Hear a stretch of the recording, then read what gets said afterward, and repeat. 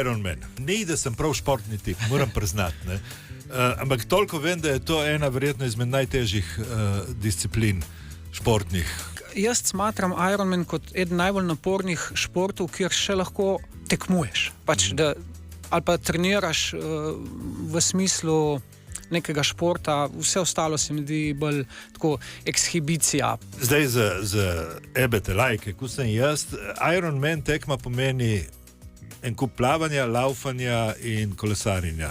Prevedemo v količine?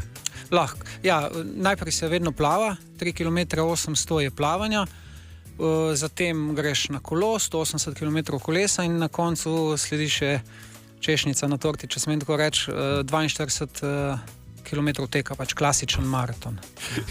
Plavanje je dano na začetek s posebnim razlogom ali prav zapustiti najtežje za na koncu?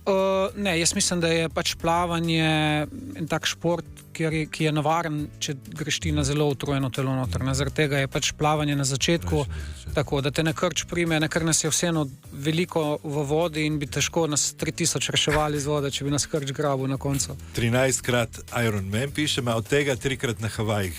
Kje je razlika med tem 13-krat, 3-krat pa na Havajih? Ja, vseh Ironmanov, se pravi, tekem na tej razdalji sem opravil 13 in uspel sem se v tem času 3-krat kvalificirati. Potrebna je namreč kvalifikacija za Havaje, ker je svetovno prvenstvo, ta Ironman na Havajih je namreč se smatra kot svetovno prvenstvo, tako da ja, 3-krat sem se uspel kvalificirati in 3-krat sem potem na to tekmo tudi že šel. Skupno število Ironmanov 13, ključno s temi na Havaji. Verjetno se s športom ukvarjaš od malih nog.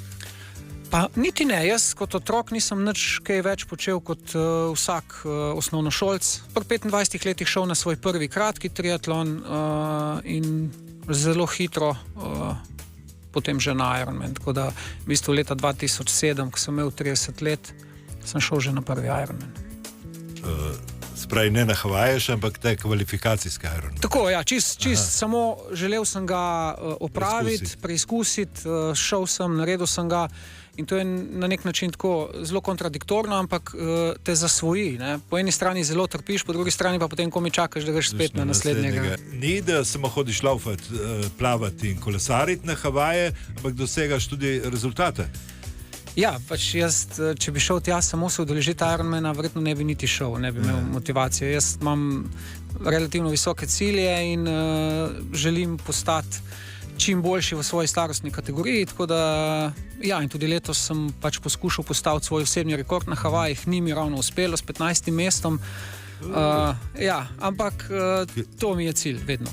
V kategoriji, mislim, vseh skupaj je 2000, koliko jih tekmuje? 2500 nas je bilo na štartu, v moji kategoriji nas je bilo 300, približno 300 zdaj, ne vem točno številko. Za reč biti 15 od 300, ne, ni prav, da je slabo. Ne, vesel sem, mislim, pa še to dejstvo je, da so vseh teh 300, ko je bilo na štartu, so vsi kvalificirani, to nobeni se samo prijavili, vsi so mogli na enem drugem Ironmanu biti dobri, da so potem prišli na Havaje. Naslednjič, ko priješ z Havajev, se vidimo spet, lahko preneseš kakšen kokos, ne? Ja, prav. Radio Robin.